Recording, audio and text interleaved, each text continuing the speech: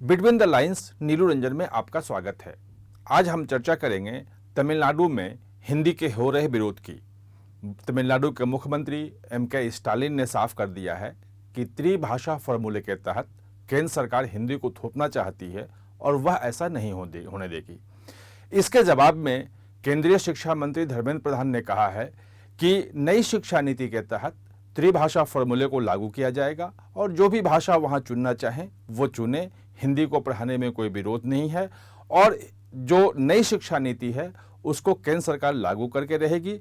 और MK. Stalin जो है वो सिर्फ राजनीति कर रहे हैं। ये जो बयान है इन दोनों के बयान के पीछे के मतलब को समझने की कोशिश करेंगे।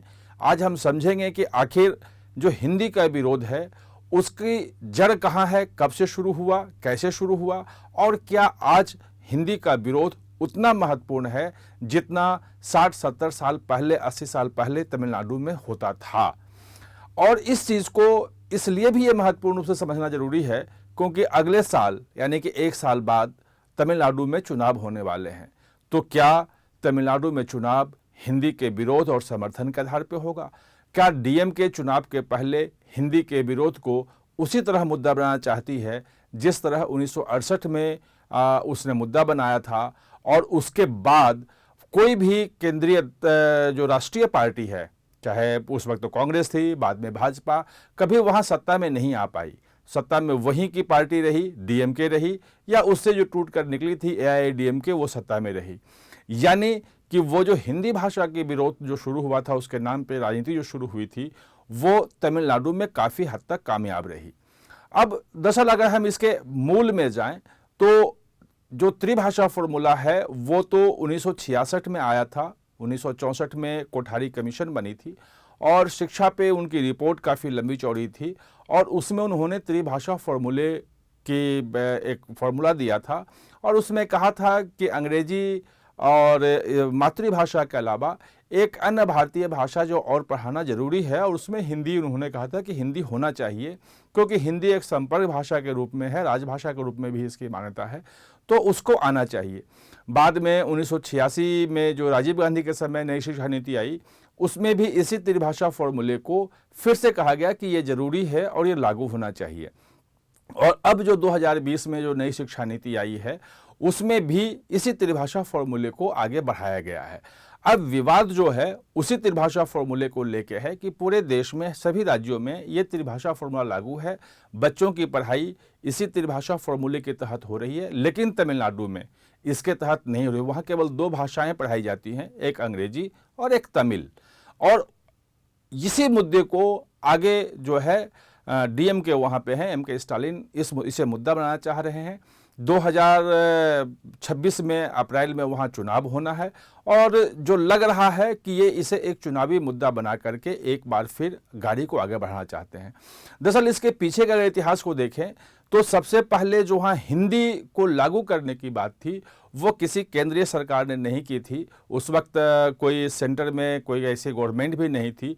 आज़ादी के पहले 1937 में वहाँ के एक बड़े नेता थे, कांग्रेस के बड़े नेता थे सी राजगोपालाचारी।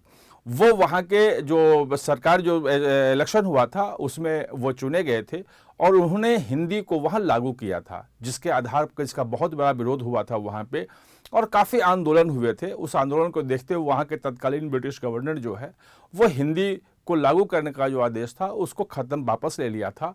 और वो जो आंदोलन था जिसमें पेरियार और तमाम लोग थे वो काफ़ी आगे थे और बाद में उस आंदोलन के सहारे एक जो तमिलनाडु नाम से एक अलग देश बनाने की मांग भी उठी थी। खैर वो मांग पूरी नहीं हुई उनकी, ब्रिटिश सरकार ने और तमाम लोगों ने उस मांग को जो है खारिज कर दिया और तमिलनाडु समेत दक्षिण भारत का पूरा जो सभी राज्य जो हैं वो भारत का हिस्सा रहे।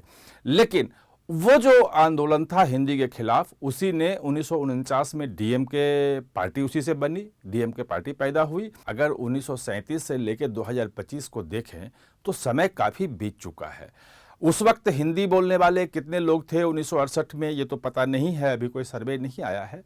लेकिन 1919 का एक सर्वे है जिसमें एक कहा गया है कि लगभग 25% लोग यानी कि 1/4 लोग तमिलनाडु में हिंदी बोलते और समझते हैं और लगभग प्रतिशत लोग हिंदी लिख भी सकते हैं।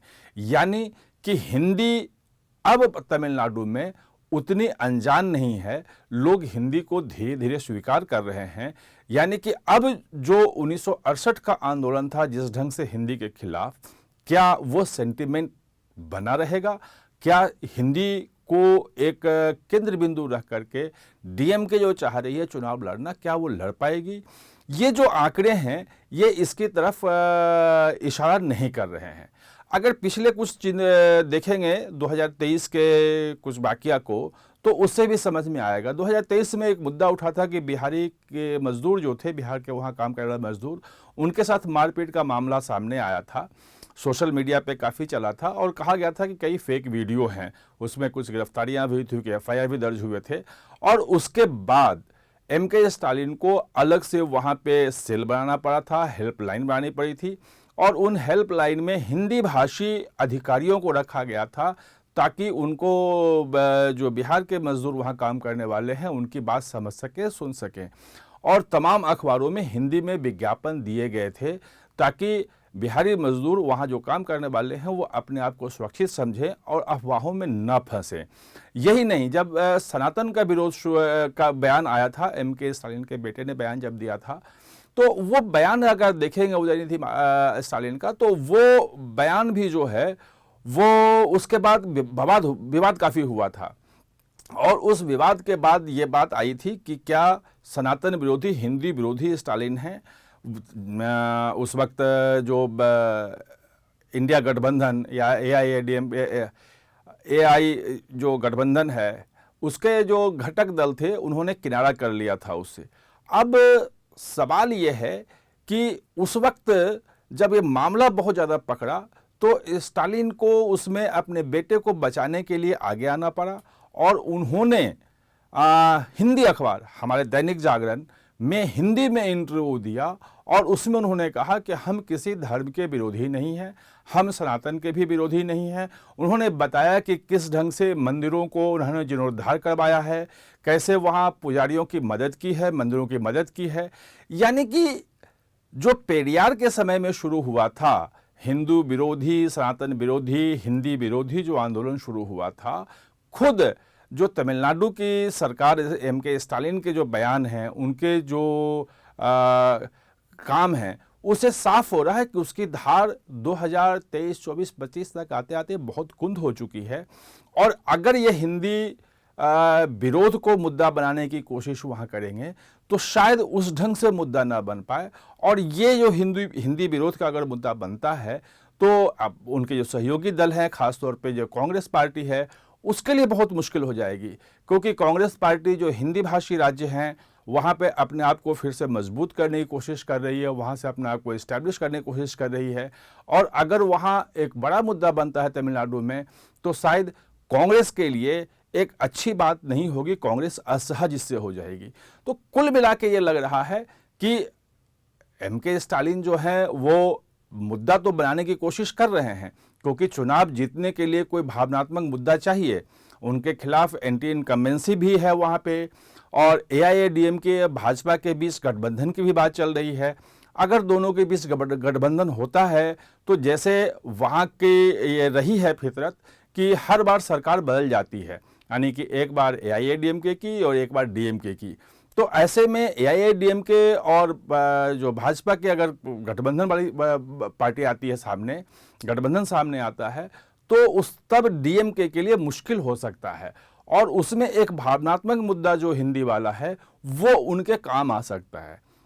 लेकिन अब जो डेमोग्राफिक चेंज है और जो दक्षिण और उत्तर भारत के बीच में जो आवागमन है, और ख़ास तौर पर प्रधानमंत्री ने जो तमिल और काशी संगमम, तमिल सौराष्ट्र संगमम से लेके और तमाम जो तमिलनाडु में आउटरीच का प्रोग्राम किया है, एकता बढ़ाने का काम किया है, उसका भी कुछ ना कुछ प्रभाव जो है ज़रूर पड़ेगा। सिंगोल जो है वो तमिलनाडु से आता है, वहाँ के मंदिरों का एक प्रतीक चिन्ह है जिसको संसद में, नई संसद की भवन जो बनी है उसमें स्थापित किया गया है। तो ये सब प्रतीकात्मक चीज़ें भी हैं जो कहीं ना कहीं से रोल अदा करेगी। और अब जो अगर डीएमके सोच रही है कि 1967-68 की तरह हिंदी के खिलाफ एक जनमानस, एक जनभावना भड़का के या उनका उपयोग करके अगर चुनाव में आने की सोच रही है, तो मुझे नहीं लगता है कि वो बहुत ज़्यादा काम कर पाएगी। वैसे राजनीतिक दल हैं, उनका अपना काम है। अब देखना यह है कि वहाँ जनता जो है डीएमके के हिंदी विरोध को किस रूप में लेती है।